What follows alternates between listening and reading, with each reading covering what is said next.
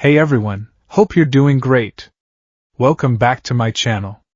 In today's video, we'll dive into what if Naruto was trained by Batman instead of becoming a ninja. Smash that subscribe button, and be sure to peek at the description below. Let's begin. The pain was the first thing to register. It was a familiar sensation, a dull, throbbing ache that radiated from his ribs and settled deep in the marrow of his shin bones. But the air was wrong. It didn't taste like Gotham.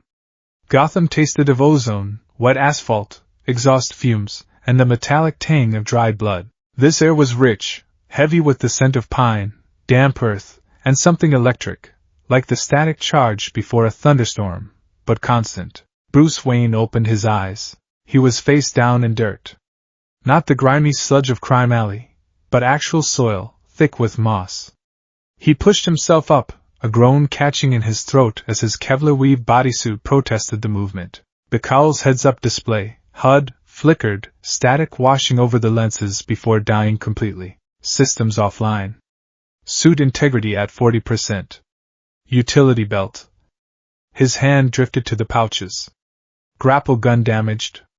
Smoke pellets 3. Batarangs 5.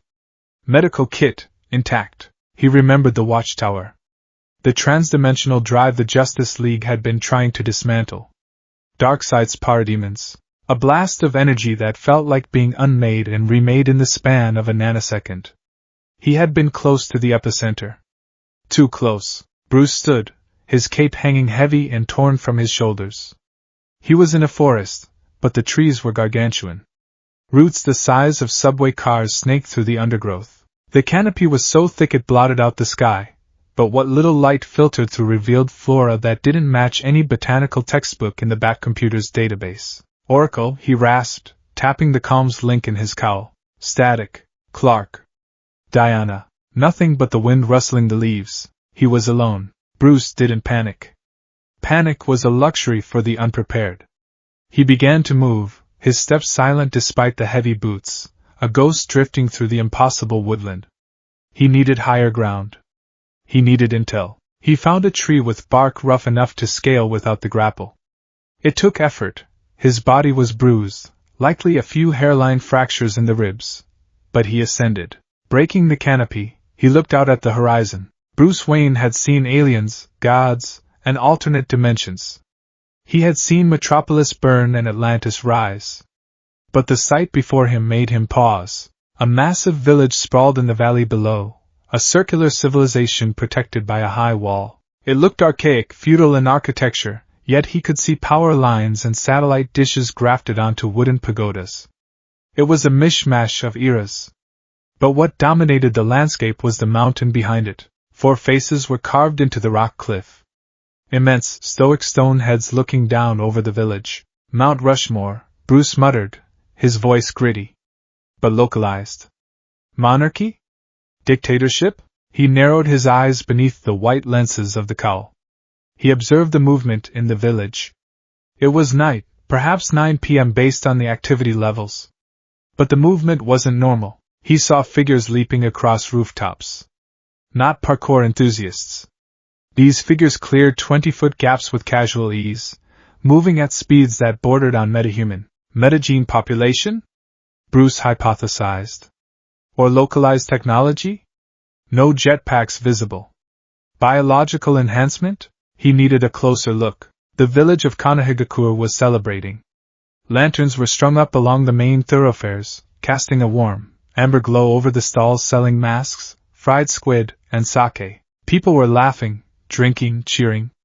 It was a festival. Bruce moved through the shadows of an alleyway, a silhouette darker than the night itself. He had merged with the darkness, his cape wrapping around him like a shroud. He observed the locals. They spoke Japanese, or a dialect close enough to it that his linguistic training allowed him to understand. They were celebrating the defeat of a demon fox. 7 years ago. Victory celebration, Bruce noted. Nationalism. Hero worship. But beneath the laughter, the detective found the rot. He saw it in the way the villagers' eyes darted around, the way the joviality seemed forced, manic. There was fear here, a deep, scarred trauma that hadn't healed, and then, he heard the scream. It wasn't a scream of joy. It was the high-pitched, terrified shriek of a child. Bruce froze. His head snapped toward a side street, away from the main festival route. The laughter of the crowd masked the sound to anyone else, but Bruce was tuned to the frequency of distress. He moved. He didn't run, he flowed. He scaled a wall, sprinting silently across the tiled roof of a shop, dropping into a darkened alley 3 streets over. The scene below was a tableau of cruelty that Bruce knew too well. It was the logic of the mob. A group of 5 adults, 3 civilians, 2 wearing flak jackets with a metal plate on their foreheads, had cornered a small boy against a chain-link fence. The boy couldn't have been more than 5 or 6 years old. He was small, malnourished, wearing a tattered white t-shirt with a red spiral on the front. He had bright yellow hair and strange whisker-like markings on his cheeks. The boy was crying, curling into a ball, trying to make himself smaller. "Please!" The boy sobbed, shielding his head. "I didn't do anything. I just wanted a mask." "You don't deserve a mask, demon," one of the men spat. He held a broken bottle. "You deserve to die for what you did." "It's the anniversary," a woman screeched, her face twisted in hate. "He's mocking us. Walking around while our families are dead. We should finish what the force started," one of the men in the flak jacket said. He pulled a kunai, a throwing knife, from a pouch. "No A and BU around tonight. They're all at the procession. No one will know." Bruce watched from the rooftop. He analyzed the threat. 2 combatants. 3 non-combatants. Weapons: improvised glass, standard tactical knives. Target: unarmed child. Hostility: lethal. The anger that usually simmered in the pit of Bruce's stomach, the cold fury that fueled the Batman, flared hot. This wasn't justice. This was a slaughter. The man with the kunai lunged. Bruce dropped. He didn't land with a thud. He landed with the sound of a heavy cloak snapping in the wind, directly between the man and the boy. The kunai struck the reinforced Kevlar of Bruce's gauntlet, sparking against the hidden plating. The ninja blinked, stunned. He looked up. Standing before him was a giant. 6'2" of armored muscle, draped in a shadow that seemed to swallow the light from the street lamps. 2 pointed ears rose from a demon-like cowl. The eyes were white, soulless voids. "What the ninja started." Bruce didn't let him finish. He grabbed the man's wrist, twisting it with a precise, sickening crack.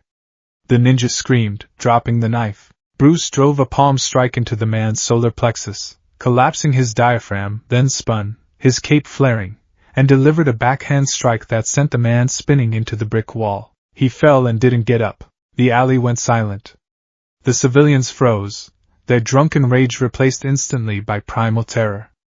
The second ninja, a woman, reached for her pouch. "Don't," Bruce growled. The voice was not human. It was a tectonic shift, a gravelly rumble that vibrated in their chests. It was the voice of a predator. The woman hesitated, her hand trembling. What are you?" "I am the consequence," Bruce said. He stepped forward. The civilians scrambled back, tripping over themselves. The man with the bottle dropped it, the glass shattering. "He's a demon!" The woman shrieked, pointing at Bruce. "Another demon!" Bruce ignored them. He looked at the female ninja. "Leave. Now." She looked at her unconscious partner, then at the towering black figure, and finally at the sobbing boy behind him. Self-preservation 1. She threw a smoke bomb, primitive, chemical-heavy, and vanished, dragging her partner with her. The civilians weren't as lucky. They tried to run, but Bruce didn't want them getting away unscathed. He needed to send a message. He threw a single batarang. It curved through the air, slicing the belt of the lead civilian, causing his trousers to drop, tripping him. Bruce closed the distance in a blur. He grabbed the civilian by the collar and hoisted him one-handed off the ground, slamming him against the wall. "If you ever touch a child again," Bruce whispered, his face inches from the man's terrifyingly wide eyes, "I will come for you. And there will be no shadows dark enough to hide you." He dropped the man. The group fled, wailing into the night. Bruce turned around. The adrenaline faded, replaced by the clinical observation of the detective. He knelt down. The boy was shaking violently, his hands covering his eyes, expecting the blow that never came. "It's over," Bruce said, softening his voice. It was still rough, but the menacing edge was gone. The boy slowly lowered his hands. Bright blue eyes, filled with tears and a lifetime of confusion, looked up at the cowl. He took in the jagged bat symbol on the chest, the utility belt, the gauntlets. Are you the Reaper? The boy whispered. No, Bruce said. He reached into his belt and pulled out a small, high-calorie energy bar, standard Justice League rations. He unwrapped it. Eat. The boy hesitated, sniffing the air. Hunger overrode fear. He snatched the bar and devoured it in seconds, nearly choking. What is your name? Bruce asked. Naruto, the boy mumbled, wiping crumbs from his face. Naruto Uzumaki. Naruto, Bruce repeated. Are you injured? No, Naruto said, looking at his arms. A bruise was already fading, the skin knitting together before Bruce's eyes. Rapid cellular regeneration, Bruce noted. Metahuman confirmed. Or something else. Why did they attack you? Naruto looked down, scuffing his sandal against the dirt. They always do. Because I'm the demon fox. Or something. You are a child, Bruce stated firm. Not a fox. Naruto looked up, hope fragile in his eyes. You don't see it? I see a boy who needs a doctor, Bruce said, standing up. Come on, wait. A voice called out from the rooftops. Bruce reacted instantly. He grabbed Naruto, pulling the boy into the shelter of his cape, and backed against the wall. 4 figures landed in the alley. They wore white porcelain masks, animal designs, and gray armor. Short swords were strapped to their backs. Their body language was precise, disciplined, far more dangerous than the drunk ninja earlier. ANBU Black Ops, Bruce deduced. Elite Guard. Release the Jinchuriki, the leader, wearing a dog mask, commanded. His voice was calm, professional. Identify yourself. Bruce calculated his odds. Suit compromised.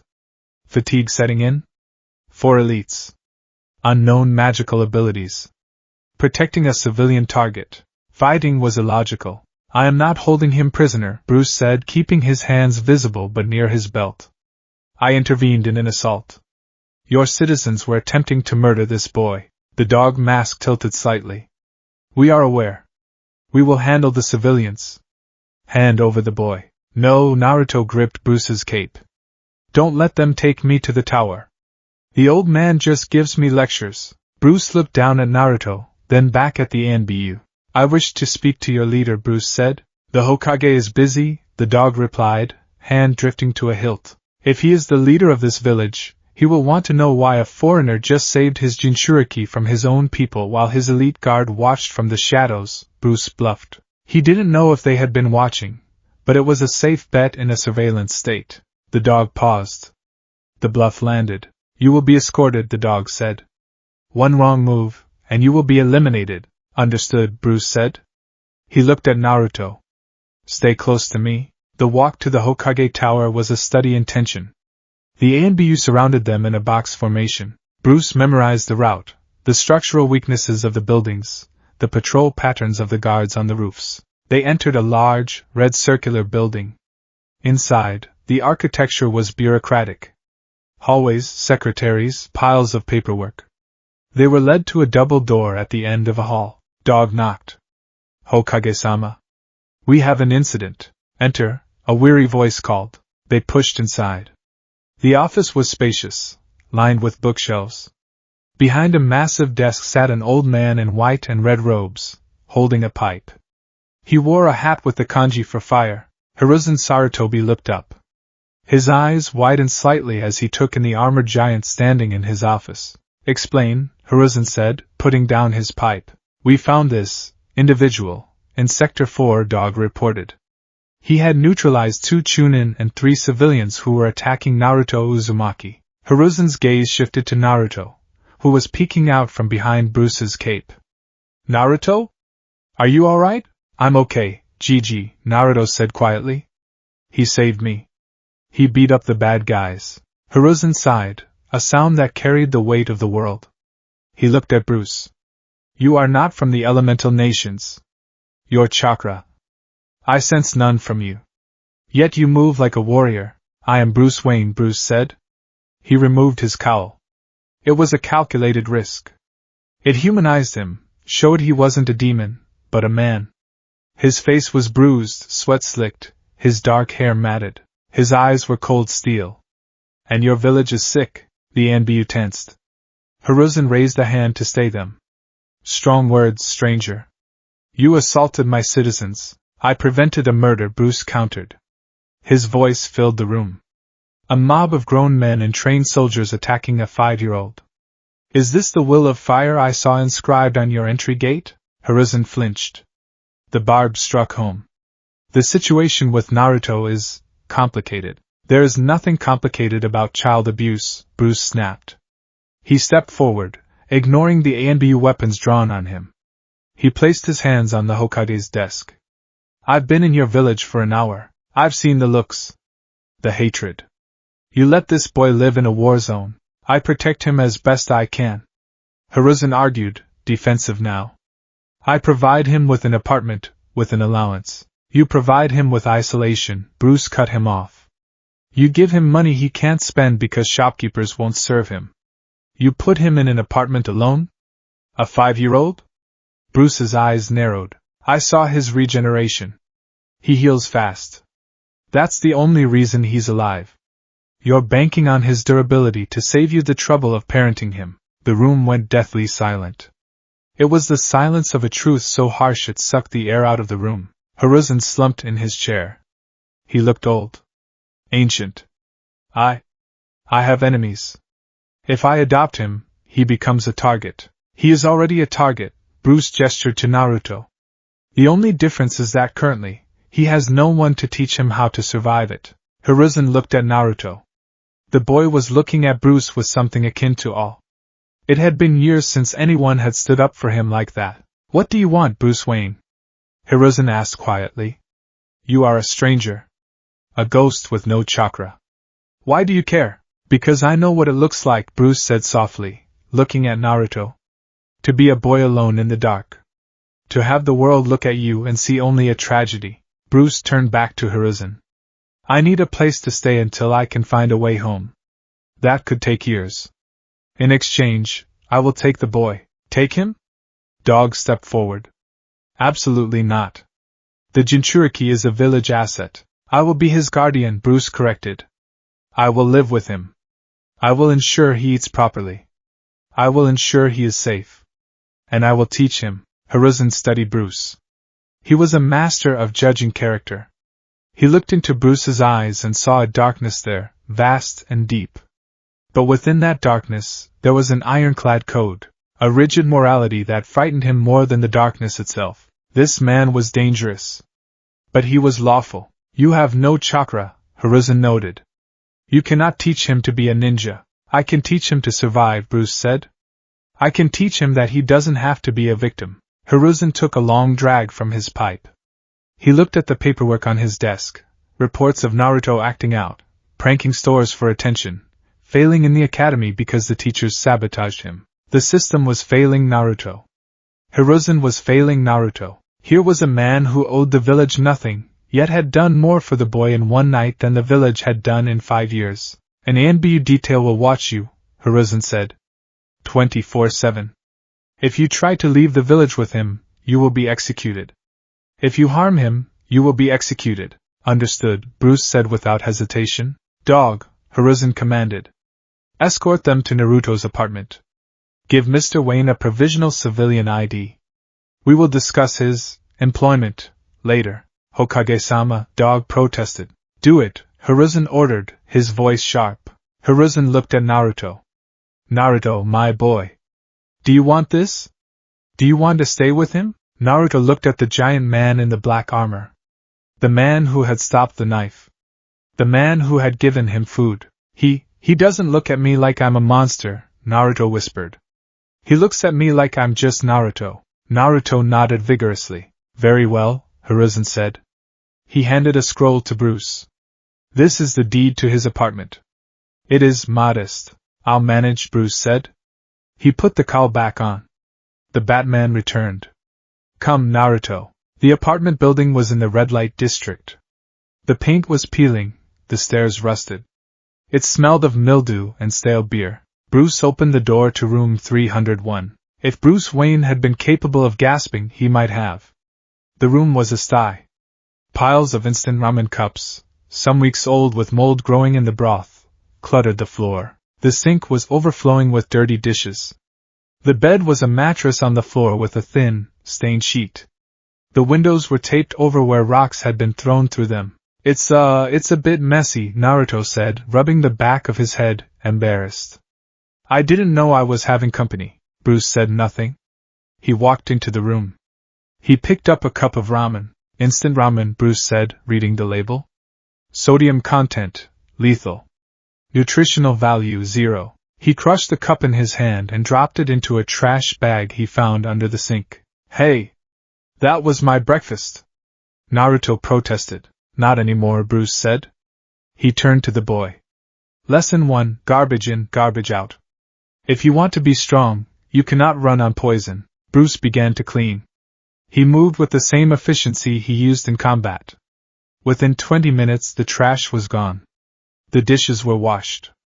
The floor was swept. He found a toolbox in his utility belt. Lockpicks, screwdrivers, bonding agents. He fixed the window latch. He reinforced the door hinges. Naruto sat on the mattress, watching him with wide eyes. Who are you really? You're not just a guy, are you? Bruce paused. He looked at his reflection in the darkened window. The bat. I am a detective, Bruce said. And I am a teacher. He walked over to Naruto and knelt so they were eye level. Naruto. The men tonight. They feared you. I know, Naruto looked down. Because of the fox. No, Bruce corrected. They feared what they didn't understand. Fear is a weapon, Naruto. But right now, it is being used against you. They use fear to control you, to isolate you. Bruce reached out and placed a gloved hand on the boy's shoulder. I am going to teach you how to take that fear and turn it around. I am going to teach you how to become more than just a ninja. I'm going to teach you to be a symbol. A symbol? Naruto asked. Like the Hokage? Different, Bruce said. The Hokage stands in the light. He inspires. But there is rot in this village, Naruto. Things that hide in the shadows. Things the light cannot reach. Someone has to watch the darkness. Bruce stood up, his cape settling around him. The world is broken, Bruce said, looking out the window at the faces on the mountain. People hurt children because they can. The strong prey on the weak. We are going to fix it. Naruto stood up on the mattress. For the first time, his blue eyes didn't look chaotic or desperate. They looked focused. Can I be strong? Naruto asked. Strong enough so they can't hurt me? Stronger, Bruce promised. You will be the one who makes them afraid of the dark. Bruce reached into his belt and pulled out a small, metallic object. A shuriken. But not a standard four-pointed star. This one was shaped like a bat. He handed it to Naruto. But first, Bruce said, looking at the bright orange jumpsuit hanging on the chair.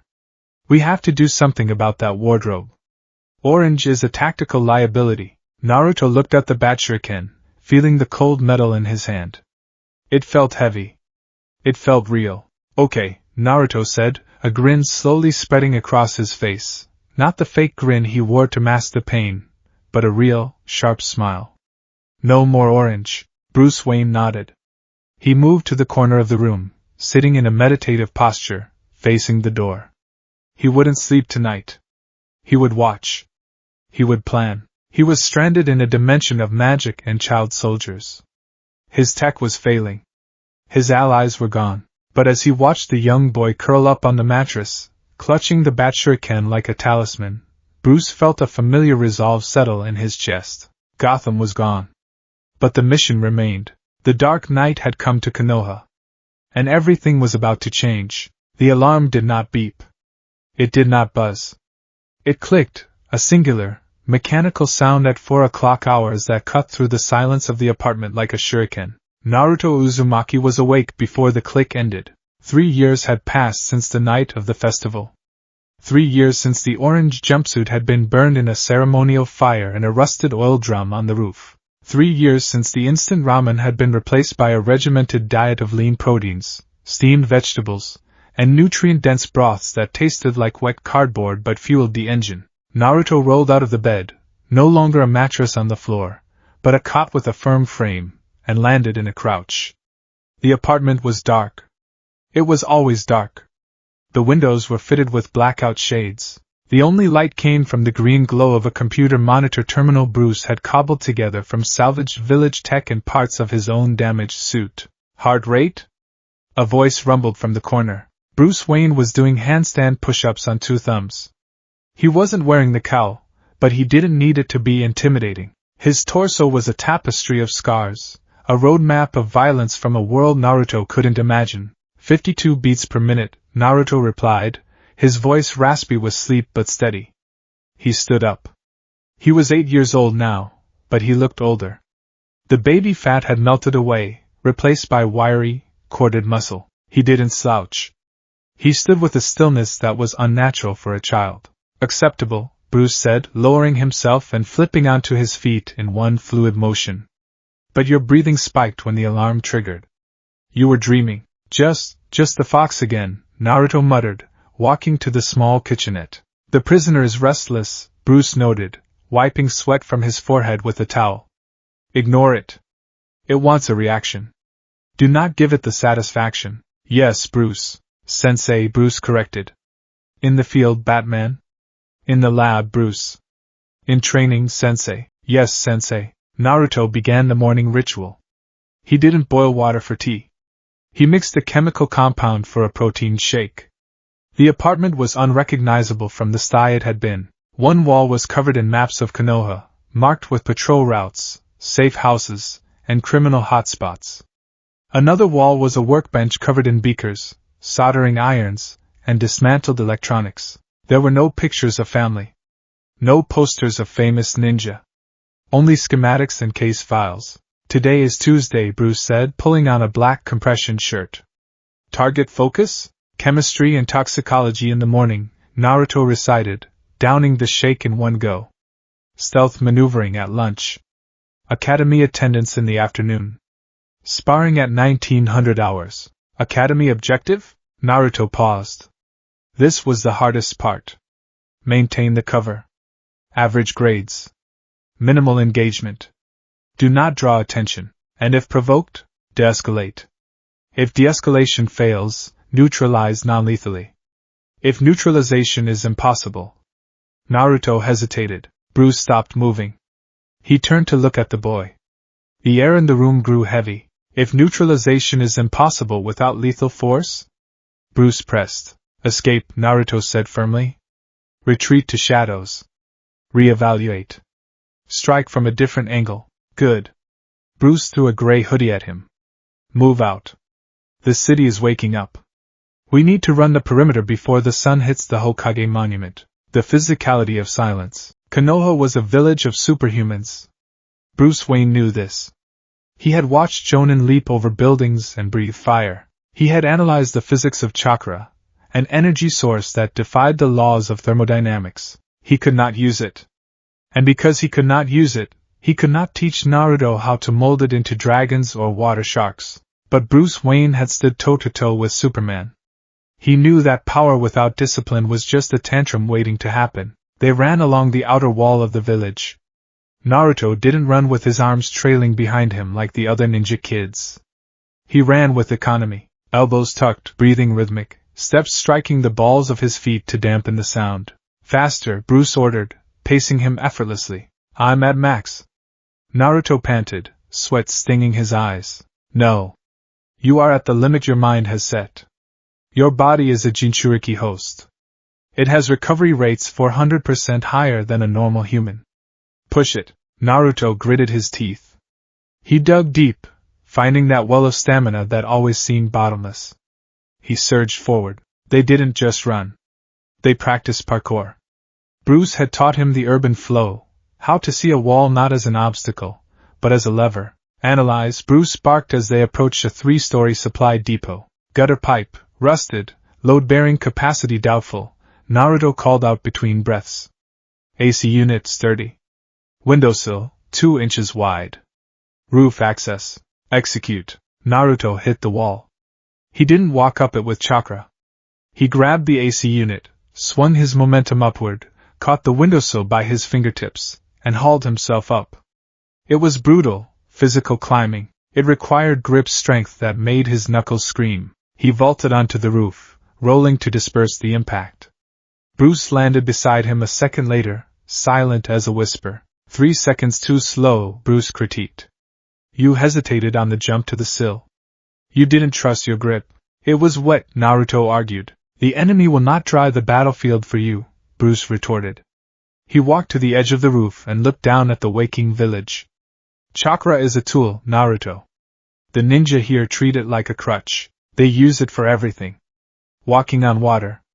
Climbing trees. Lighting fires. What happens when they run out? They die, Naruto answered. Correct. They become civilians. Vulnerable. Bruce turned to him. We do not run out. We condition the body until bone is steel and muscle is wire. When they are exhausted, panting on the ground because they wasted their energy spitting fireballs, you will still be standing. You will be the one who breaks them. Naruto looked at his hands. They were calloused rough. His knuckles were flattened from hitting the heavy bag filled with sand. He wasn't the strongest kid in the academy, Choji was. He wasn't the fastest, Sasuke was. But Naruto could run for 3 days straight. He could dislocate his thumb to slip a knot and pop it back in without crying. He could hold his breath for 4 minutes. The academy teaches them to be soldiers, Bruce said, his voice dropping to that gravelly timbre. I am training you to be a surgeon. We do not fight wars. We excise tumors. The classroom of the mind. The Ninja Academy was a place of noise. Children shouting, boasting, throwing paper shuriken. The curriculum was designed to foster competition, to create bonds through rivalry. Naruto Uzumaki sat in the back row, near the window. He wore a dark gray jacket with a high collar and black cargo pants with multiple pockets sewn into the lining. He didn't wear the goggles anymore. Hey, loser! Kiba Inuzuka barked, leaning over his desk. Akamaru barked in agreement. I bet you failed the transformation test today. You can't even do a proper clone. Naruto looked up from his notebook. He wasn't drawing doodles. He was sketching Kiba's posture, noting the slight limp in his left leg from a training accident yesterday. Target, Kiba Inuzuka. Style, Inuzuka clan taijutsu. Aggressive, linear. Reliance on sense of smell. Weakness, sensory overload. Acoustic disruption would neutralize the dog. Flash bang would neutralize the master. Maybe, Naruto said softly. His voice was bored flat. I'll try my best, Kiba. Humph. Your best is trash, Kiba scoffed, turning back around. Beside Naruto, Hinata Hyuga shifted in her seat. She glanced at him, her face reddening.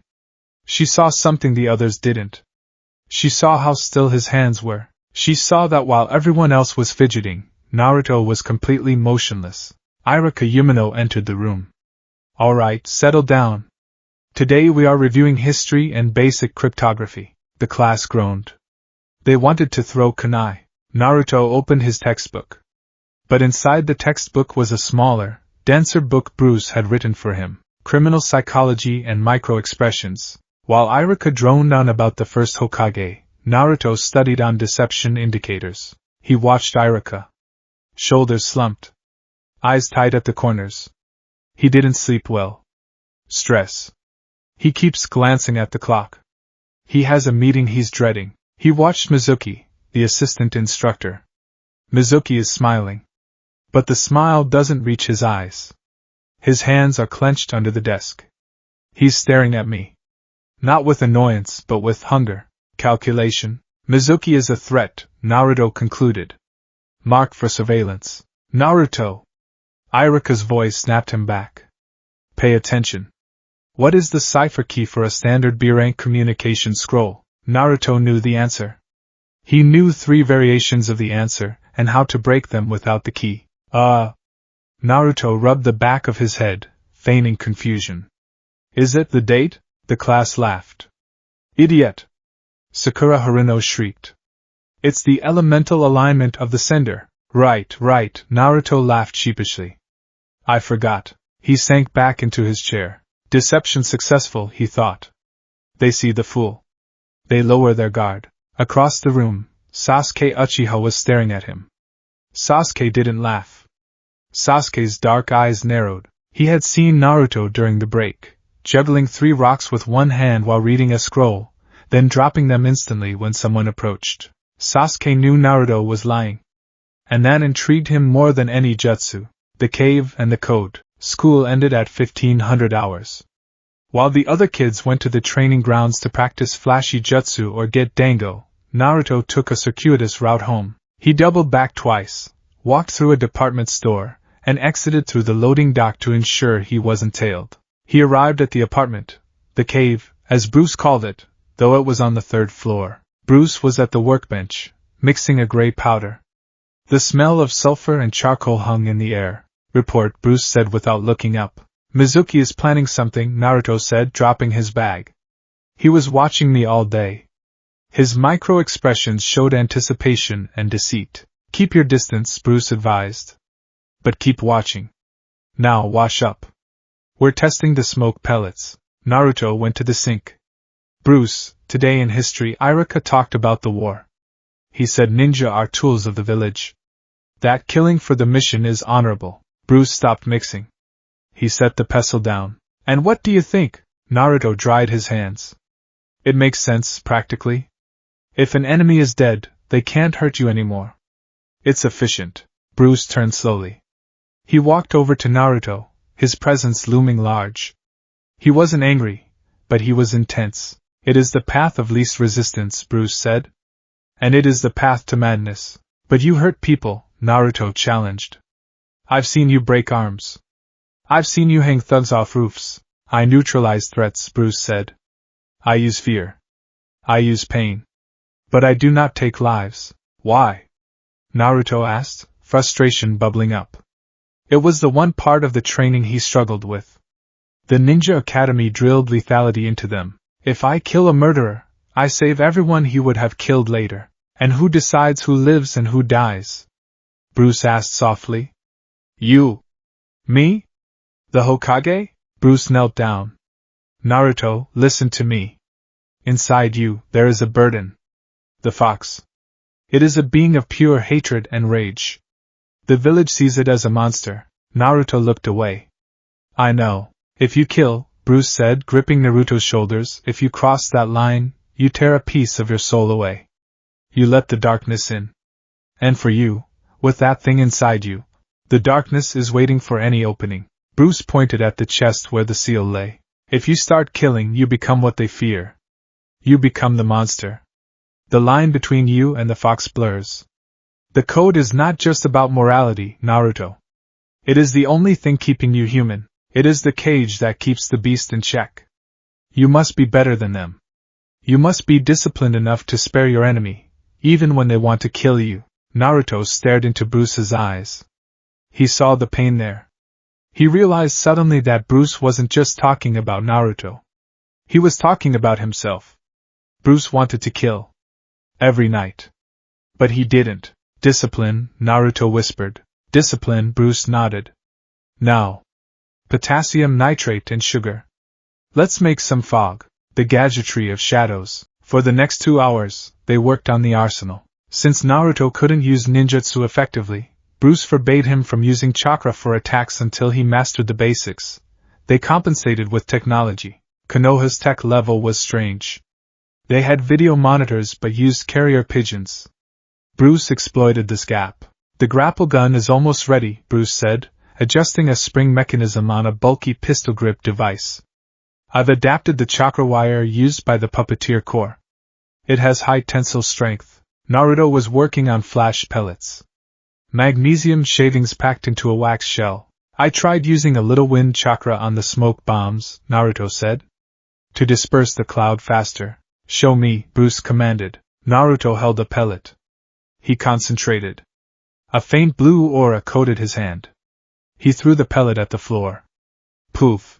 Instead of a lingering cloud, the smoke exploded outward violently, filling the room in a second. Interesting, Bruce coughed, waving his hand. Pressurized dispersal. Good. Keep that. They worked on the armor next. Bruce had taken the standard Konoha flak jacket design and tore it apart. He replaced the steel plates with a ceramic composite he baked in the oven. It was lighter and absorbed impact better. You need to be light, Bruce said, fitting the chest piece on Naruto. You are not a tank. You are a ghost. You strike, you vanish. If they see you, you have already failed. What about a weapon? Naruto asked. Sasuke uses shuriken. Tenten uses everything. You are the weapon, Bruce said. But... He reached under the table and pulled out a pair of black gauntlets. They had 3 scalloped fins on the forearm. Defensive bracing, Bruce explained. And offensive capability. He pressed a hidden stud, and the fins locked into a rigid, serrated blade. These can catch a sword. They can break a bone. Naruto put them on. They fit perfectly. He felt a surge of power. Not the hot, burning power of the Kyuubi, but the cold, steel precision of the bat. Nightfall, the 127 styles. At 1900 hours, they moved to the restricted zone of the forest, near the fence of the 44th training ground, the Forest of Death. It was raining. Bruce preferred the rain. It washed away scent and sound. Begin, Bruce said. He didn't bow. He attacked. Bruce moved with a terrifying speed. He used a blend of judo, jiu-jitsu, Muay Thai, and styles he had invented himself. Naruto didn't try to block force with force. He couldn't overpower Bruce. He used the Kisei fighting method, keeping his hands high, protecting his head, using his elbows as battering rams. Bruce threw a high kick. Naruto ducked, spinning low to sweep Bruce's leg. Bruce hopped over the sweep and drove a palm toward Naruto's chest. Naruto crossed his gauntlets. Clang. The impact skid him back 5 feet in the mud. You're relying on your eyes, Bruce criticized, circling him. The eyes can be deceived. Use your other senses. Naruto closed his eyes. He listened. The rain hitting the leaves. The shift of mud. And something else. A faint empathy sensing that the Kyuubi provided, which Bruce had encouraged him to hone not as a weapon, but as a radar. Anger. Focus. Calculation. He felt Bruce move before he heard him. To the left. Naruto snapped a side kick to his left without looking. Bruce blocked it, but the force pushed him back. Good, Bruce grunted. Again. They fought for an hour. It wasn't a sparring match. It was a beatdown. Bruce was relentless. He exploited every opening. When Naruto dropped his guard, Bruce swept him. When Naruto overcommit, Bruce threw him. By the end, Naruto was covered in mud, bruising already forming on his ribs. He lay on his back, gasping for air. The rain washed the mud from his face. Bruce stood over him, barely breathing hard. You held out for 62 minutes, Bruce said. Last week was 50. Naruto grinned, revealing a bloody tooth. I almost got you with that feint. Almost, Bruce conceded. He reached down and pulled Naruto up. You're getting faster. But your stealth needs work. You telegraph your intent when you get angry. It's hard, Naruto admitted. When I get hit, I get mad. Anger is fuel, Bruce said. But you must burn it in an engine, not a bonfire. Controlled explosion. Bruce looked toward the village lights. The graduation exam is in 2 weeks, Bruce said. You know the plan? Fail the clone jutsu, Naruto recited. Look incompetent. Wait for Mizuki to make his move. Why? Because if I graduate top of the class, I get put on a team with other high performers. Or I get put in NBU, Naruto said. I need to be underestimated. I need them to think I'm the dead last so they don't look too closely at where I go at night. And the scroll? Mizuki wants the scroll of seals. I let him think I'm stealing it for him. Then we trap him. Correct. Bruce adjusted his utility belt. This will be your first real field operation. Mizuki is a chunin. He is prepared to kill. I won't kill him, Naruto said. He looked at his gauntlets. But he's going to wish I did, Bruce smirked. It was a rare, fleeting thing. That's my boy. The unseen progress. The next day at the academy, they held sparring matches. Uzumaki Naruto vs Uchiha Sasuke. Irika called out. The class cheered for Sasuke. The girls squealed. Sasuke stepped into the ring, hands in his pockets, looking bored. Naruto stepped in, tripping over his own feet. The class laughed. Just give up, Naruto, Kiba shouted. Ready. Begin, Sasuke charged. He was fast. He threw a punch aimed at Naruto's face. Naruto saw it coming in slow motion. He could have ducked, grabbed Sasuke's arm, and dislocated his shoulder. He could have ended it in 1 second. The mask, Naruto reminded himself. Be the idiot. Naruto yelped and flailed his arms, accidentally stumbling backward. Sasuke's punch missed by an inch. Sasuke frowned. He spun and kicked. Naruto raised his arm to block, but made it look like he was shielding his face in panic. The kick connected with his forearm. Sasuke's eyes widened. It felt like kicking a steel beam. Naruto hadn't budged, but he threw himself backward, rolling in the dirt. "Oh wow!" Naruto cried out, overly dramatic. "That hurt." Sasuke stopped. He looked at Naruto, who was rubbing his arm. Sasuke looked at his own leg, which was throbbing from the impact. He blocked that, Sasuke thought. Solidly. And he rolled with the impact to minimize damage. Sasuke narrowed his eyes. "Fight me for real," he hissed. "I am!" Naruto shouted, scrambling up. "You're just too fast, Sasuke-kun." Sasuke rushed in again. A flurry of blows. Naruto clumsily dodged, weaved, and blocked. To the untrained eye, it looked like Naruto was desperately running away. To Iruka, it looked like Naruto had incredible luck. But to Bruce, watching from a tree 300 yards away with binoculars, it was art. Naruto was guiding Sasuke.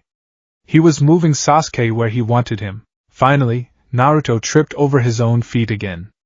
Sasuke stopped, panting slightly. "Winner, Sasuke!" Iruka called. "Man, you suck, Naruto!" Shikamaru sighed. "What a drag." Naruto sat up, scratching his head and grinning a wide, goofy grin. "Hee hee, guess I need to train more." He walked back to the line. As he passed Sasuke, the Uchiha grabbed his wrist. "You're holding back?" Sasuke whispered, his voice intense. "Why?" Naruto pulled his arm away. For a split second, the blue eyes lost their warmth. The goofy grin vanished, replaced by a cold, calculating stare that chilled Sasuke to the bone. "Because," Naruto whispered back, "you aren't the target." Then the mask was back. "See ya later, Sasuke." Naruto ran off to sit next to Choji. Sasuke stood there, stunned. He looked at his hand. He was trembling. Not from exertion. From fear. In the shadows of the tree line, the Dark Knight lowered his binoculars. The training was complete. The weapon was forged. Now, it was time to test it. The classroom smelled of chalk dust and teenage anxiety. It was the scent of Judgment Day. Naruto Uzumaki sat in the back row, his chin resting on his crossed arms. To the casual observer, which included everyone in the room except, perhaps, the brooding Uchiha 2 rows down, Naruto looked bored, possibly asleep. In reality, he was calibrating. His auditory focus was tuned to the rhythmic scratching of Iruka Umino's quill against his grading ledger. Scratch, scratch, pause. Sigh. Iruka was stressed. His heart rate, audible to Naruto's trained ears from 20 feet away, was elevated. 85 beats per minute. Next, Iruka called out, his voice tight. "Harino Sakura." Sakura walked to the front, confident. She performed the Bunshin no Jutsu, clone technique, flawlessly. 3 illusory copies of herself shimmered into existence. "Pass," Iruka said, smiling. Naruto didn't move, but his mind was racing through the variables. This was the graduation exam. The culmination of the academy. For the others, it was the gateway to their dreams. For Naruto, it was a theatrical performance. Objective: fail. Method: sabotage chakra control during the Bunshin execution. Goal: create a profile of incompetence to lower threat assessment levels among village leadership and potential hostile recruiters. Secondary goal: trigger Mizuki's recruitment attempt. Bruce had been clear during the briefing at 0400 hours. "Mizuki has been grooming you for months. He gives you extra tips that are subtly wrong. He smiles when you fail. He is waiting for a breaking point. Give it to him." "Uzumaki Naruto," Iruka called. Naruto stood up. He slouched deliberately, dragging his feet. He felt the eyes of the class on him. Kiba snickered. Shikamaru yawned. Sasuke just watched, his dark eyes unreadable. Naruto stood before the desk. Beside Iruka sat Mizuki, a chunin with distinct blue hair and a smile that didn't reach his eyes. Target, Mizuki, Naruto analyzed instantly. Pupils dilated. Leaning forward. Anticipation. He wants me to fail. All right, Naruto, Iruka said, trying to sound encouraging. Create 3 clones. That's all you need to do. Naruto formed the ram's seal. It was the correct seal, but he visualized his chakra system. He didn't flow the energy smoothly, he spiked it. He created a turbulent disruption in his coils, intentionally destabilizing the intricate weave required for an illusion. Bunshin no Jutsu. Naruto shouted, cracking his voice for effect. Smoke puffed. When it cleared, there was no perfect copy. There was a single, pale, writhing mass on the floor that looked like a melted wax figure of Naruto. It groaned pathetically. The class erupted in laughter. Iruka put his head in his hands. Naruto, you fail. What? Naruto yelled, throwing his hands up. Come on, Iruka-sensei. It made a noise. That counts for something. It looked like a dying slug, Naruto. Iruka snapped, though his eyes held deep sadness. This is the 3rd time. I can't pass you. Naruto looked at Mizuki. The blue-haired instructor was shaking his head, feigning sympathy, but Naruto saw the micro-expression, a twitch at the corner of the mouth. Duping delight. Mizuki was pleased. Iruka-sensei, Mizuki said smoothly, he did try. Maybe we can cut him some slack?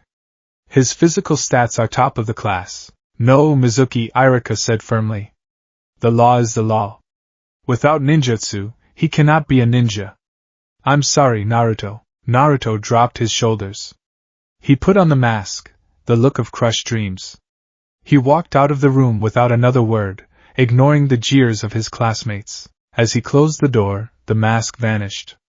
His blue eyes went cold. Phase 1 complete. The swing and the spider. The sun was setting, casting long shadows across the academy courtyard.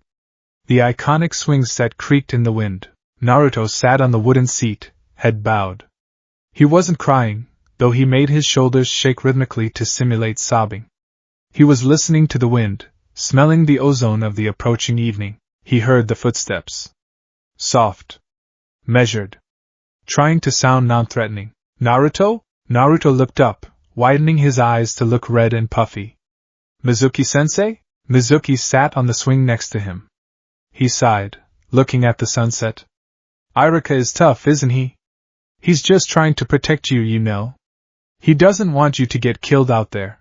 I just wanted to graduate, Naruto sniffed. I know, Mizuki said, placing a hand on Naruto's shoulder. You have so much potential, Naruto. I see it. It's a shame the system is rigged against you. Here it comes, Naruto thought. The hook. Is there another way? Naruto asked, injecting desperation into his voice. Mizuki smiled. It was the smile of a spider welcoming a fly. Well, there is a secret test. A makeup exam for special students like you. Really? Naruto leaned in. Yes. But it's dangerous. And you can't tell anyone. Not even Iruka. Especially not Iruka. Mizuki lowered his voice to a conspiratorial whisper. If you can retrieve the scroll of seals from the Hokage's residence, and bring it to the clearing in the woods by midnight, you pass. You'll be a Chunin immediately. It was a lie so transparent it insulted Naruto's intelligence. Stealing a forbidden scroll to become a Chunin? It was treason, but Naruto nodded eagerly. I'll do it. I'll do anything. Good lad, Mizuki patted his head.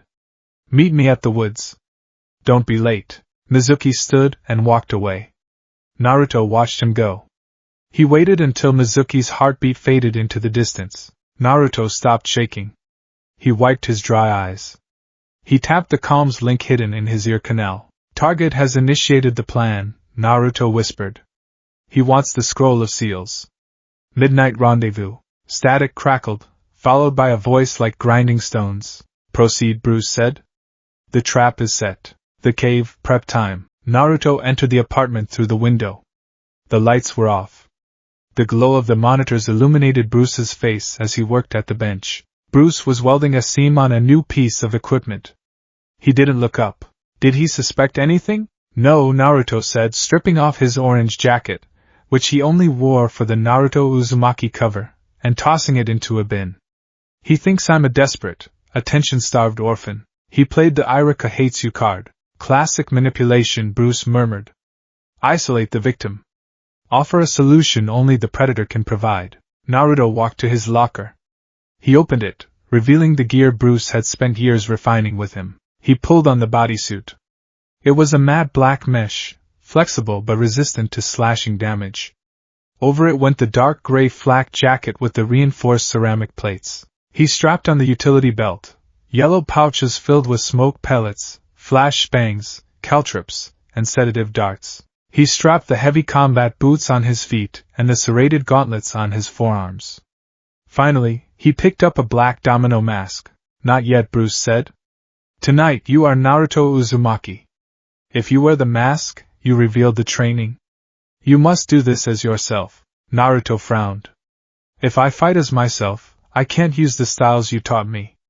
People will ask questions. You can use the environment, Bruce corrected. You can use traps. You can use fear. Just don't use the shadow-style martial arts unless absolutely necessary. And remember the primary objective: secure the scroll. Verify Mizuki's treason. Capture him. And the secondary objective? Bruce asked, finally turning to face him. Do not kill. Bruce nodded. He handed Naruto a small, circular device. Signal jammer. Place this on the Hokage's window. It will loop the security feed for 10 minutes. 10 minutes is 9 more than I need, Naruto smirked. Confidence is good, Bruce warned. Arrogance gets you killed. Hiruzen Sarutobi is a masterful censor. Even asleep, he is dangerous. I know. I won't touch him. Go. The infiltration. The Hokage residence was a fortress. ENBU patrolled the perimeter. Barriers sensed chakra signatures. But they were looking for ninjas. They were looking for chakra. Naruto moved without it. He suppressed his coils so deeply it was almost dormant. He was just a biological mass moving through the dark. He scaled the side of the tower using the grappling hook, the muffled winch pulling him up silently. He reached the Hokage's balcony. He placed the jammer on the glass. The red light turned green. Naruto used a diamond-tipped glass cutter to carve a circle in the pane. He popped it out with a suction cup. He slipped inside. The office was filled with the smell of old tobacco. Hiruzen was slumped over his desk, snoring softly. A crystal ball sat near his hand. Target acquired, Naruto thought. The scroll of seals was massive, strapped to the wall behind the desk. It was protected by a Fuinjutsu seal. Naruto approached it. He pulled out a vial of solvent Bruce had synthesized, a chakra-disrupting acid. He painted it over the seal. The ink hissed and dissolved. Naruto grabbed the scroll. It was heavy. As he turned to leave, Hiruzen stirred. Naruto, no more pranks. Naruto froze. His heart rate didn't spike. He remained perfectly still. Hiruzen smacked his lips and settled back into sleep. Naruto exhaled silently. He slipped out the window, replaced the glass circle, securing it with clear resin, and vanished into the night. From a rooftop 300 yards away, a figure in a cape watched through thermal binoculars. Clean entry. Clean exit, Bruce whispered to himself. Now the real test begins. The forest of shadows. The designated clearing was deep in the woods, near an abandoned shack. The moon was high and full, casting a pale light over the scene. Naruto arrived panting, fake panting. He dropped the scroll and sat on it, looking around nervously. Okay, Naruto said to the empty air. I got it. Now what? He opened the scroll. Bruce had told him to read it. If you're going to hold a library of forbidden power, you might as well learn something. The first technique caught his eye. Kage Bunshin no Jutsu, shadow clone technique. Unlike the regular Bunshin, this created solid clones. It split the user's chakra evenly. Solid copies, Naruto muttered, reading the schematics. Reconnaissance. Decoys. Force multiplication. It's perfect. He spent the next hour practicing. Not shouting the name, not flailing. He practiced the chakra flow. It was massive, demanding huge reserves. Luckily, Naruto was a walking nuclear reactor. Pop! A perfect copy of Naruto appeared next to him. It didn't smile. It nodded once, then leaped into the tree line to stand guard. Useful, Naruto noted. Suddenly, the clone in the trees dispelled, transmitting a memory to Naruto. Iruka is coming. Fast. Angry, Naruto quickly rolled up the scroll and stood up, putting on his guilty kid face. Iruka burst into the clearing. He was covered in scratches, breathing hard. Naruto! Iruka shouted. What do you think you're doing, Iruka-sensei? Naruto beamed, scratching his head. I did it. I got the scroll. Now I can graduate, right?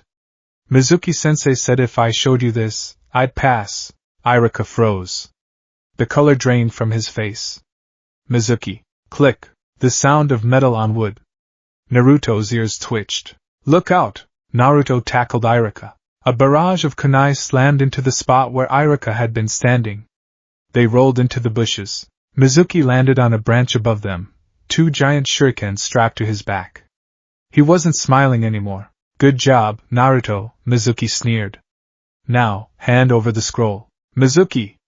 Iruka struggled to his feet, shielding Naruto. What are you doing? I'm taking what's mine, Iruka. And then I'm going to kill the demon. Mizuki glared at Naruto. Tell me, Naruto. Do you know why everyone hates you? Why you're an outcast? Stop it, Mizuki! Iruka yelled. It's forbidden! They hate you because you are the 9-tailed fox! Mizuki screamed, his eyes manic. The spirit that killed Iruka's parents, it's inside you. You are the monster! Silence descended on the clearing. The wind rustled the leaves. Iruka looked back at Naruto, terrified of the boy's reaction. He expected tears, rage, the release of the Kyuubi's chakra. Instead, Naruto slowly stood up. He dusted off his knees. His face was devoid of emotion. I know, Naruto said. His voice was calm. Too calm. Mizuki blinked. What? I figured it out when I was 6, Naruto said, stepping out from behind Iruka. The whiskers. The birthday. The way the adults look at me. It wasn't hard to deduce. I checked the library archives for the date of the attack. It coincided with my birth.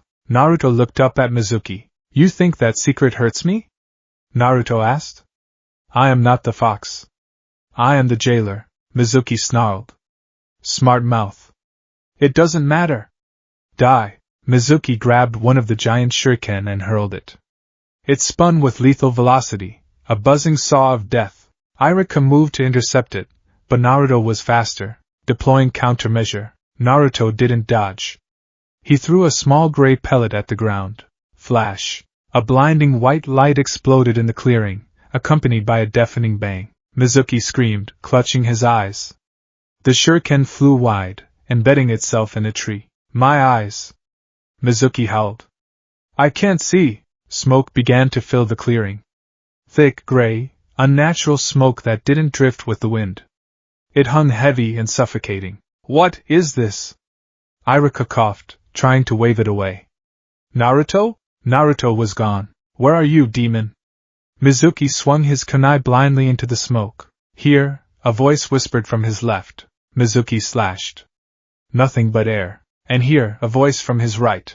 Mizuki spun, throwing 3 kunai. Thud, thud, thud. They hit wood. You are loud. Naruto's voice seemed to come from everywhere. You rely on your eyes. You have no discipline. Show yourself. Mizuki panicked. From the smoke, a black line shot out. A grappling hook wrapped around Mizuki's ankle. Get down, Naruto commanded. The line yanked hard. Mizuki was pulled from the branch, crashing to the forest floor.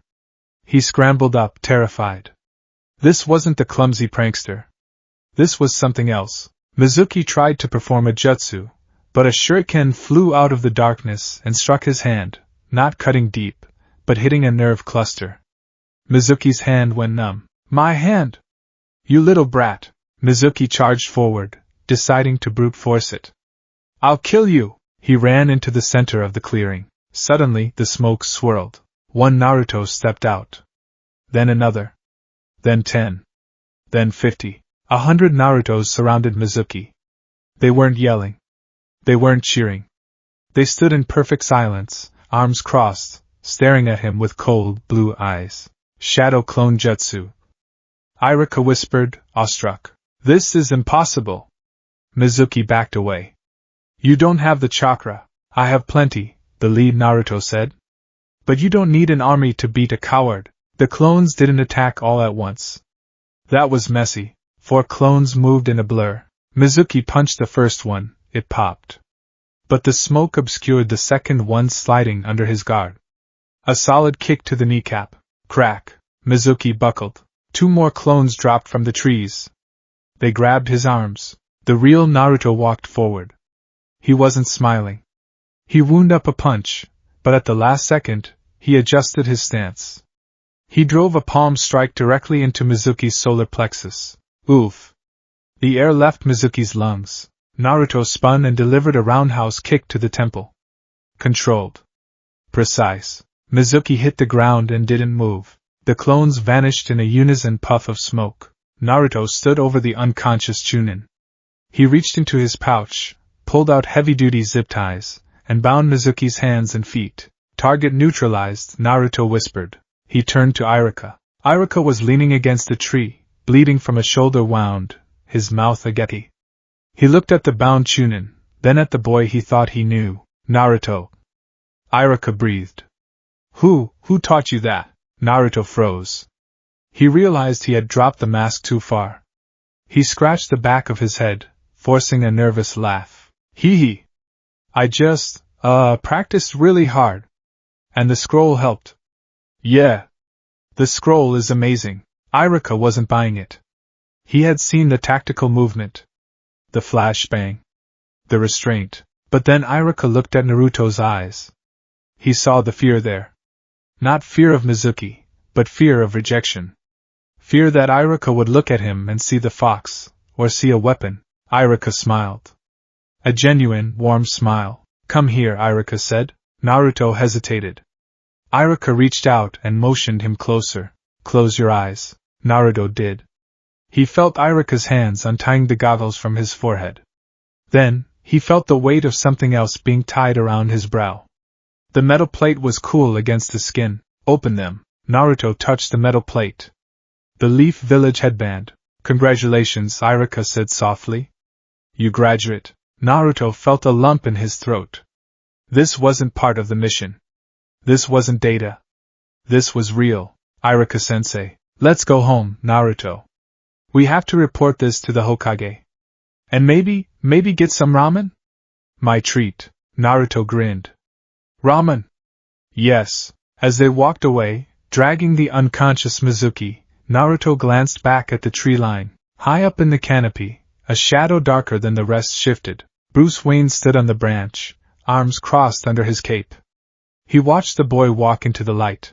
Good job, the Dark Knight whispered. Debriefing, the tower. An hour later, the Hokage's office was tense. Mizuki was being taken away by TI, torture and interrogation.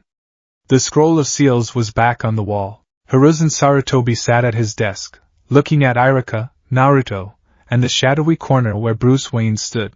Mizuki has confessed, Hiruzen said, looking weary. He was working for Orochimaru. We found the communication seals in his apartment. He was going to take Naruto to him. Bruce's voice rumbled from the corner. Yes, Hiruzen nodded. A tragedy averted. Hiruzen looked at Naruto. Irika tells me you showed exceptional resourcefulness tonight. He was amazing, Hokage-sama, Irika said, beaming with pride. He learned the shadow clone jutsu in an hour. And he took down a Chunin. Hiruzen's eyes twinkled. He looked at Bruce. He knew exactly where that resourcefulness came from. The flashbangs. The wire. The tactical strikes. I see, Hiruzen said. Well, Naruto. You have technically committed a crime by stealing the scroll. Naruto bowed his head. I'm sorry, Gigi. I was tricked. However, Hiruzen continued, you also retrieved it, protected a teacher, and captured a traitor. I believe we can call it even. Hiruzen picked up a file. Tomorrow, you will be assigned to a genin team. Your life as a ninja begins. I'm ready, Naruto said. One more thing, Hiruzen said, his face turning serious. Naruto, the skills you showed tonight, The ones that are not taught in the academy. Yes? Use them wisely, Hiruzen said.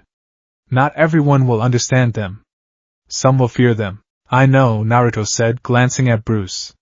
Fear is a tool, Hiruzen sighed. Bruce, you are corrupting the youth. I am preparing him, Bruce countered, stepping into the light.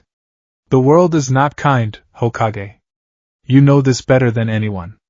He is ready for what comes next. And what comes next? Iruka asked. Bruce looked at the map of the elemental nations on the wall. War, Bruce said. Eventually. And we need to be ready. The aftermath. Naruto lay in his bed in the apartment. The adrenaline was fading, leaving his muscles sore. Bruce sat at the computer, typing up a case file on Mizuki. Case 049, Mizuki Tuji. Status, incarcerated. Affiliation Orochimaru. Notes, the snake Sannin is active. Threat level raised. Bruce? Naruto whispered. Go to sleep. I felt it today, Naruto said, staring at the ceiling. When the clones surrounded him. I felt in control. For the first time, Bruce stopped typing. Control is hard-earned, Bruce said. And easily lost. You did well today. You followed the code. I wanted to hit him harder, Naruto admitted. When he talked about the fox. I wanted to break him, but you didn't, Bruce said. He turned his chair. That is the victory, Naruto. Not the fight. The restraint. Bruce stood up and walked over to the bed. He pulled the blanket up, tucking Naruto in, a rare gesture of paternal affection. Rest now. Tomorrow you meet your team. Do you know who it is? Based on the grade distribution and psychological profiles? It's a 98% probability, Bruce said. Sasuke and Sakura? The Avenger and the Civilian, Bruce nodded. And the copy ninja as your captain, Naruto groaned. Sasuke is going to be annoying. He stares at me like I'm a puzzle he can't solve. Let him stare, Bruce said, walking back to the shadows. Let him underestimate you. Because when the time comes, you will be the one leading them. Bruce pulled up a file on the screen.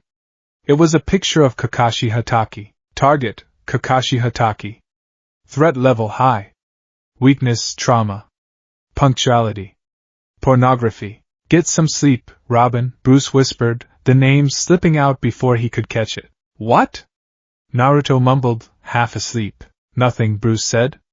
Good night, Naruto. Outside, the moon shone down on Konoha. A village of ninja. A village of light. But inside a small apartment, the shadows were alive. And they were watching. The classroom was a cauldron of prepubescent energy.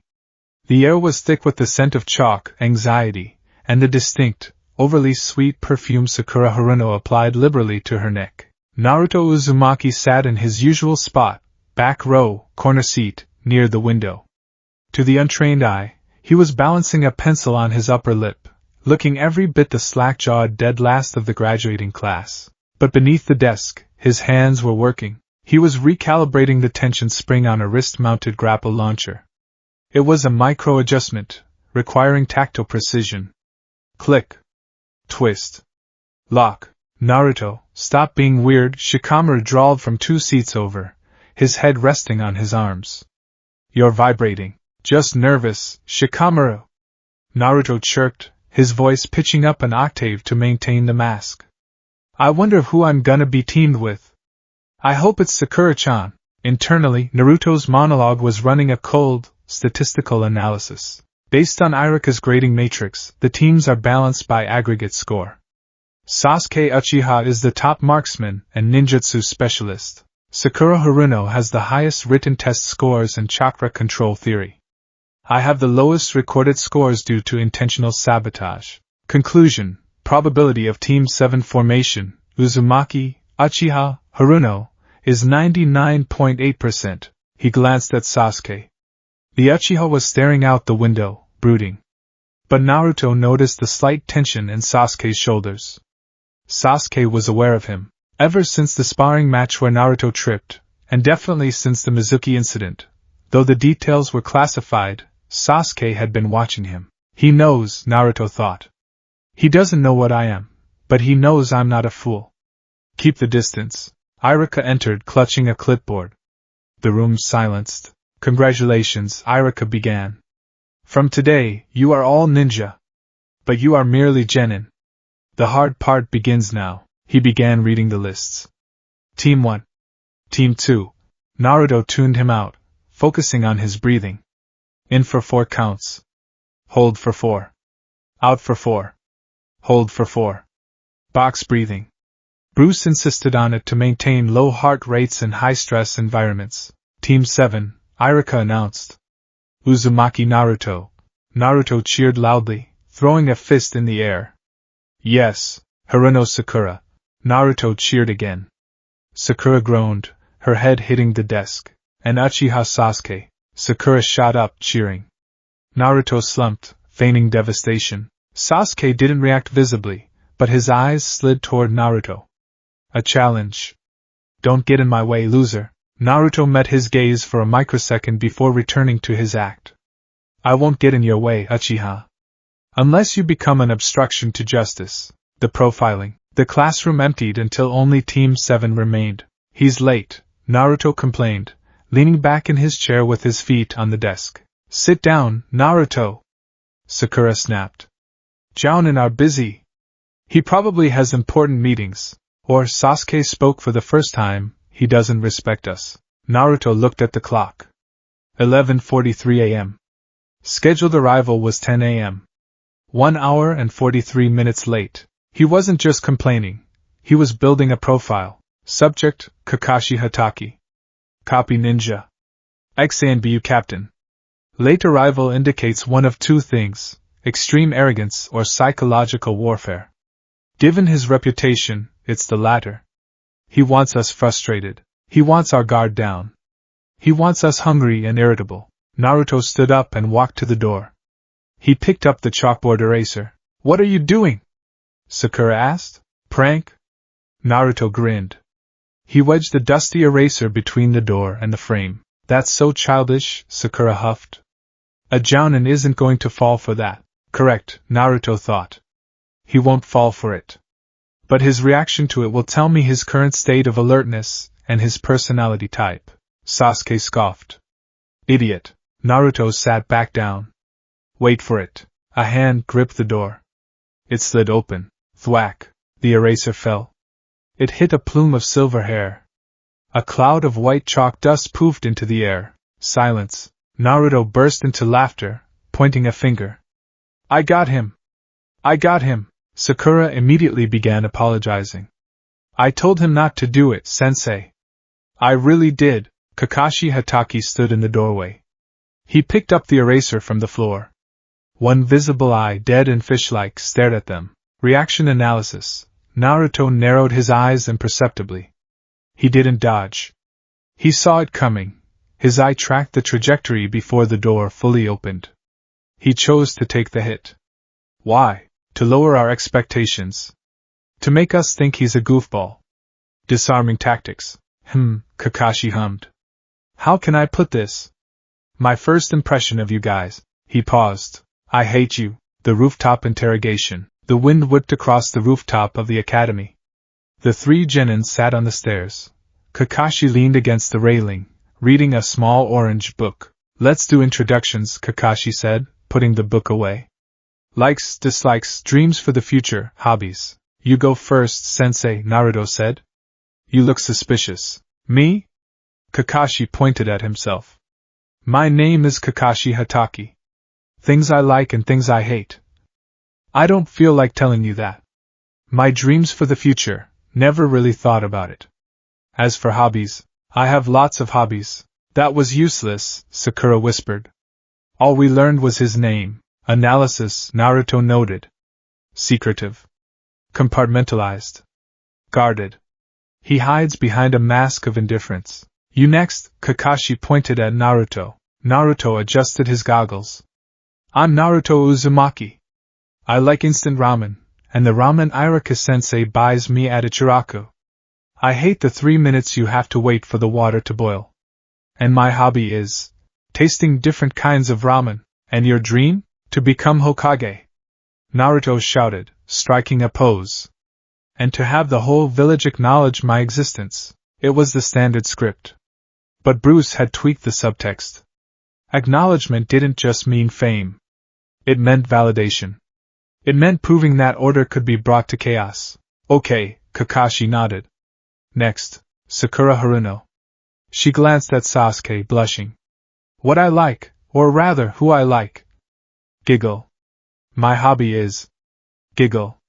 My dream. Squeal. And what do you hate? Naruto. She snapped instantly. Naruto rolled his eyes.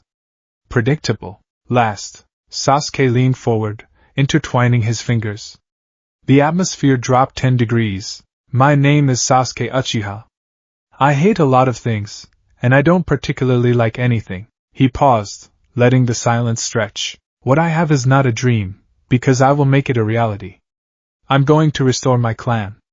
And kill a certain man. Sakura looked terrified. Kakashi looked resigned. Naruto looked at Sasuke and saw a mirror. Vengeance, Naruto thought. Bruce warned me about this. Justice is about harmony. Vengeance is about self-gratification. Sasuke is walking a razor's edge. If he falls, he becomes a target. Good, Kakashi said flatly. You're all unique. Tomorrow, we have our first mission. What is it? Naruto asked. Survival training. Training? Sakura asked. We did that in the academy. Kakashi chuckled. A low, ominous sound. This isn't like that. Out of the 27 graduates, only 9 will be accepted as genin. The other 18 will be sent back to the academy. The failure rate is over 66%. The color drained from Sakura's face. Sasuke's fist clenched. Meet at the designated training ground at 5 a.m., Kakashi ordered. Bring your ninja gear. He turned to leave, then paused. Oh, and don't eat breakfast. Kakashi's eye crinkled. You'll throw up. He vanished in a swirl of leaves. He's bluffing, Sasuke muttered. I don't know. Naruto stood up, brushing dust off his pants. He smelled like a liar. But he also smelled dangerous. You can't smell lies, idiot, Sakura said. See you tomorrow, Naruto waved, turning away. He needed to get to the cave. He needed to prep. The cave, 1900 hours. The monitors glowed blue.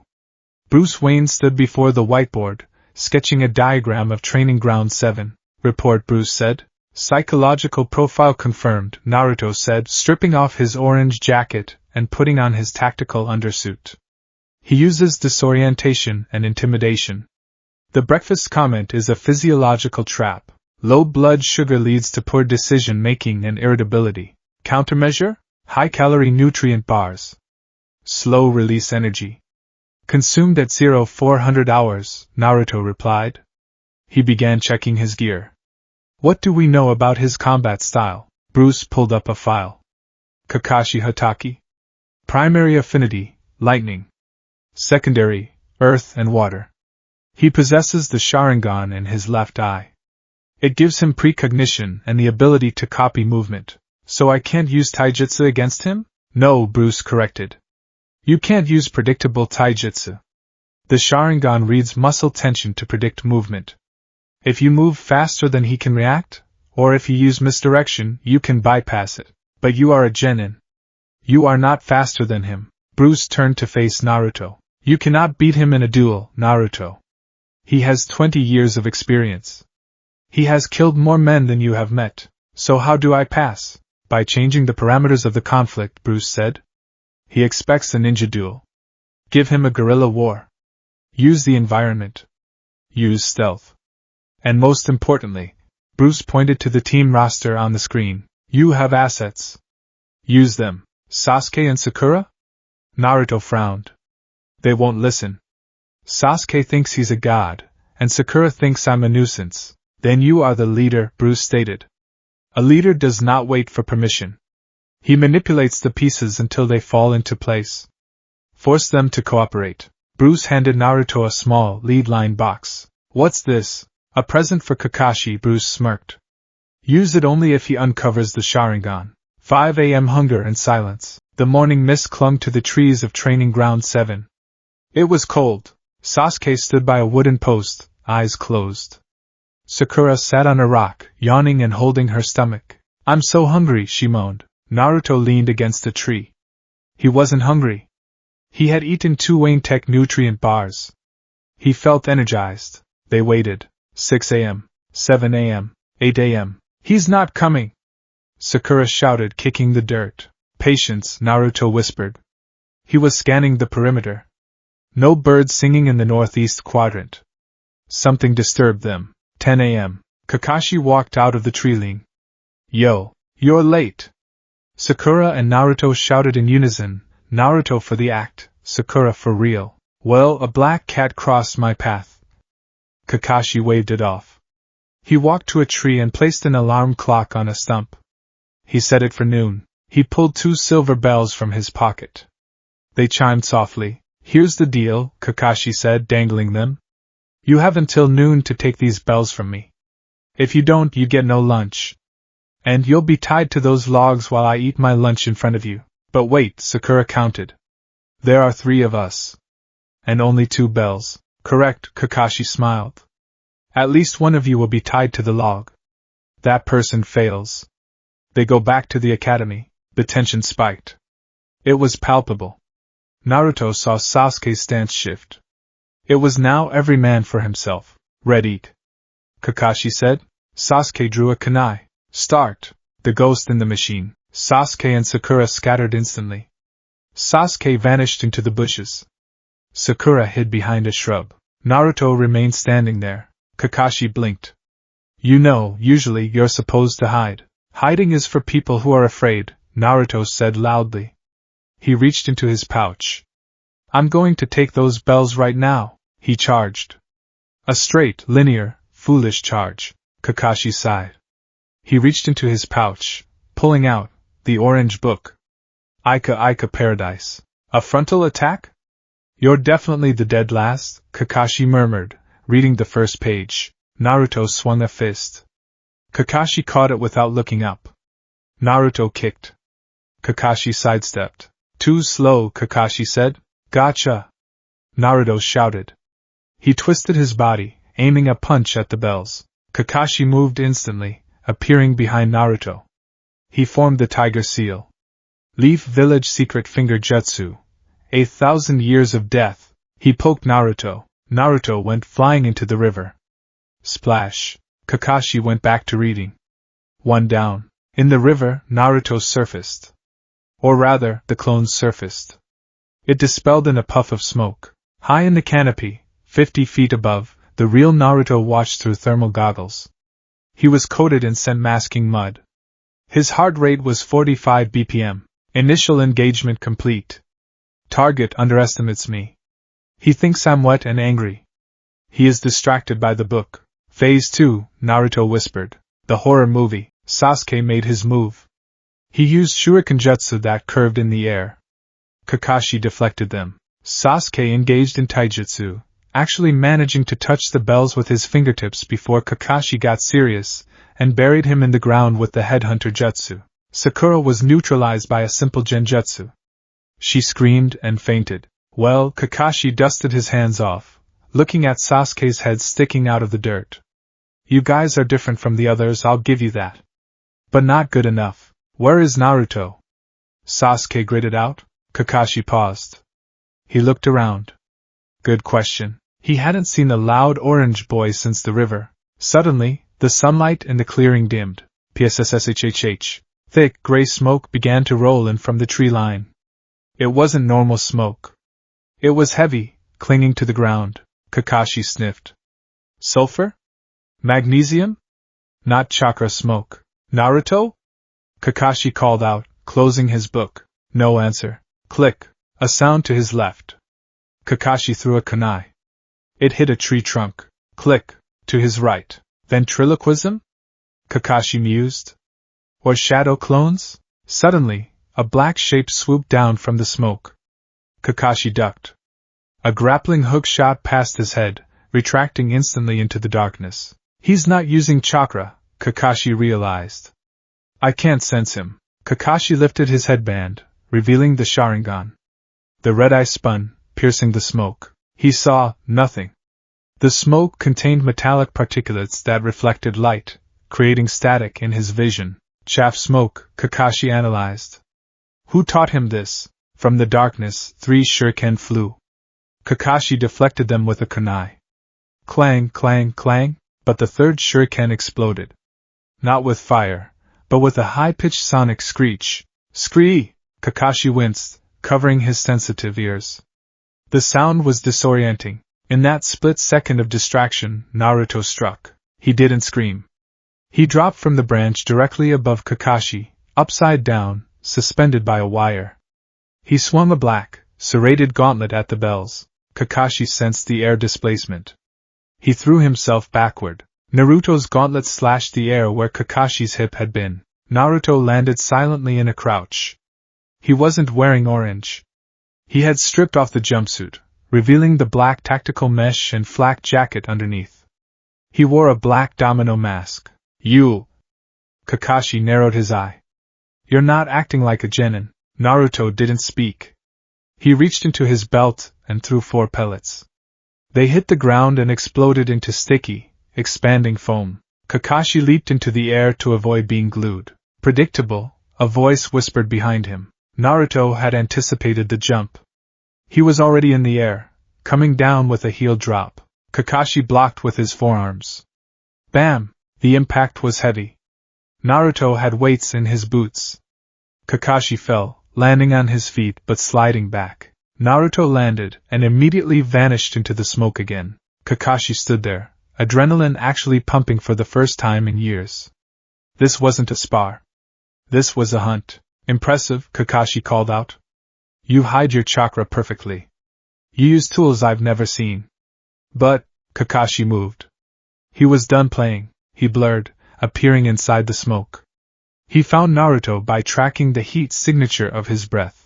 Kakashi grabbed Naruto by the throat and slammed him against a tree. Gotcha! Naruto struggled, gasping. Did you? Beep. Beep. Beep. Kakashi looked down. On Naruto's chest was a paper bomb. No, not paper. A clay explosive. Kakashi's eye widened. He substituted with a log instantly. Boom! The log splintered. The Naruto clone dispelled. Kakashi reappeared in the center of the clearing. He was slightly singed. Explosive clones? No. He stuck the bomb on the clone. Kakashi looked at the timer. 11:45 a.m. He was actually sweating. The Alliance. Naruto sat in a bush 50 yards away. He was panting. He had used half his arsenal. Kakashi was a monster. Even with the prep time, even with the element of surprise, Kakashi had countered everything with casual ease. I can't beat him, Naruto accepted. Bruce was right. The gap is too wide. He looked at the clearing. Sasuke was still buried, though digging himself out. Sakura was waking up from her faint. The objective is the bells. Not the kill. Naruto moved. He landed next to Sasuke's head. Get me out of here, Sasuke demanded. Why should I? Naruto asked, checking his remaining smoke pellets. Because I can kill him, Sasuke snarled. You couldn't even touch him, Naruto corrected. He's playing with us, Sasuke. He's a jounin. You and I are nothing to him individually. Sasuke went silent. The truth stung, but it was undeniable. What do you propose? Sasuke asked. A formation, Naruto said. Phalanx Delta. I flush him out. You provide fire support. We use Sakura as the bait. I'm listening. Naruto dug Sasuke out. They ran to Sakura, who was rubbing her head. Naruto! You blew up a tree! She shrieked. Sakura, listen, Naruto grabbed her shoulders. We have 10 minutes. If we don't get a bell, we fail. All of us. But there are only 2 bells. If we fail, there are 0 bells, Naruto snapped. Do you want to go back to the academy? Do you want to lose Sasuke? Sakura stiffened. No. Then do exactly what I say. The final assault. Kakashi stood by the memorial stone. He was reading his book again, but his senses were dialed to 11. 5 minutes left. Suddenly, Sakura ran out of the bushes. She threw 3 shuriken. Standard distraction, Kakashi noted, catching them. Fire style. Fireball jutsu. From the right, a massive ball of fire roared toward him. Sasuke, Kakashi nodded. Much larger than average. Kakashi didn't dodge. He used an earth-style wall to block the fire. Crash. The fire dissipated against the rock wall. Kakashi waited for the follow-up. He expected Naruto to come from behind. He turned. Nothing. Above? He looked up. Nothing. Below? Kakashi looked down just as two hands burst from the earth, not to grab his legs, but to grab his ankles. Earth-style. Double suicide decapitation? Kakashi recognized the technique he had used on Sasuke. Naruto copied it. Kakashi leaped straight up to avoid the grab. That was the trap. Naruto wasn't in the ground. That was a clone. The real Naruto was in the air, hidden in the glare of the sun. He had launched himself moments ago. He plummeted toward Kakashi, who was mid-air and couldn't dodge. Sasuke, now! Naruto yelled. Sasuke, hidden in the trees through a kunai. Attached to the kunai was a ninja wire. The wire wrapped around Kakashi's arm. Sasuke yanked, pulling Kakashi off balance. Naruto reached out. His fingers brushed the silver metal of the bells. Kakashi's eye widened. They coordinated? He couldn't use a jutsu in time. He had to use raw speed. Kakashi twisted his body unnaturally, grabbing Naruto's wrist just as his fingers closed around a bell. Ring! The alarm clock went off. They froze. Naruto hung in the air, his hand gripping the bell, but Kakashi's hand gripping Naruto's wrist. Sasuke was holding the wire taut. Sakura was panting, holding a kunai. They landed. Kakashi looked at them. He looked at the bell in Naruto's hand. Naruto hadn't ripped it off, but he had touched it. Kakashi smiled beneath his mask. Too bad, Kakashi said cheerfully. Time's up. The lunch of truth. They were tied to the logs. Well, Naruto was. Sasuke and Sakura sat on the ground, exhausted. Kakashi held 2 bento boxes. The smell of rice and chicken was intoxicating. You guys. Kakashi started, his voice stern. You fail. Sakura began to cry. Sasuke looked at the ground, his fists clenching until they bled. Naruto just stared at Kakashi, his face impassive. You failed the mission, Kakashi clarified. Because you didn't get the bells. But, he looked at Naruto, you almost had me. That formation, who came up with it? I did, Naruto said. And you two listened? Kakashi looked at Sasuke and Sakura. Why? Because, Sasuke muttered, it was the only way to get a shot at you. And you, Sakura? You knew there were only 2 bells. If you helped them, you might be the one left out. Sakura looked at her teammates. I didn't want to be left behind alone, Kakashi sighed. In the ninja world, those who break the rules are scum. He let the words hang in the air. But those who abandon their friends are worse than scum. Sasuke looked up. Pass, Kakashi said. Huh? Naruto blinked. The exercise wasn't about the bells, Kakashi explained. It was about teamwork. A genin team is a unit. If you can't work together, you die together. You put aside your differences and executed a strategy. That is what being a ninja is. Kakashi untied Naruto. We pass? Sakura wiped her eyes. You pass, Kakashi gave them a closed-eye smile. Team 7 starts its first mission tomorrow. He handed them the bento boxes. Now eat. I have to go file the report. Kakashi turned and began to walk away. Hey, Kakashi-sensei. Naruto called out. Kakashi stopped. Next time, Naruto said, a dark grin spreading across his face. I won't use the training weights. Kakashi looked at Naruto's legs. He noticed the heavy, reinforced bands under the pants. He was weighted down that whole time. Kakashi felt a chill run down his spine. He realized that the demon of the leaf wasn't the Kyuubi.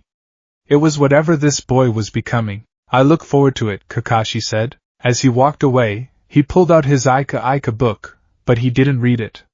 He was thinking, Bruce Wayne, whoever you are, you've created a monster. A disciplined, tactical monster. Back at the logs, Naruto broke his chopsticks. Eat up, Sasuke, Naruto said, shoving a piece of chicken at the Uchiha. You need the protein. Sasuke took the chicken. He chewed slowly. You're not an idiot, are you? Sasuke asked quietly. Naruto smiled. It wasn't the goofy smile. It was the detective's smile. Idiot is a strong word, Naruto said. I prefer underestimated. Sasuke smirked. Sakura looked between them, confused but happy. Team 7 was born. And in the shadows of the forest, the Batman watched, satisfied. The mission had begun.